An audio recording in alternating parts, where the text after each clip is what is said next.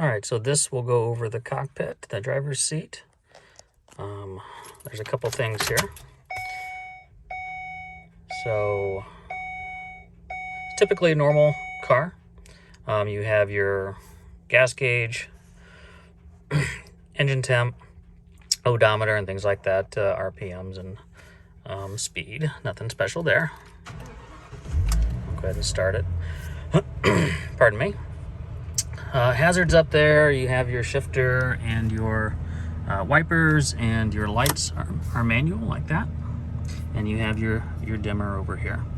Down below here, right here, this is your parking brake release. And that's going to be important. I typically set the parking brake, so with your foot, get your parking brake. And then you can release it like that. So when you're operating the slides, the parking brake has to be set and the key in the on position. So it doesn't need to be running, but just in the on position. All right, so we'll do the slides later. But here on the steering wheel, cruise control on and off, and then your resume, set, excel, and coast. So typical stuff there. Over here, you have your AC and your fan controls. You have a auxiliary cigarette lighter. You have two of those. You have a USB over here, and I think that should tie into the stereo. And then you have your, this is your backup camera. It's on all the time, so that's also your rear view mirror, and then some cubby holes there.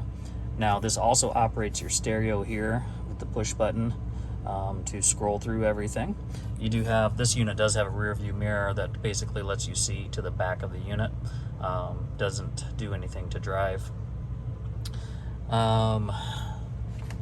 You have your sun visors, a little mirror there, and the handles here.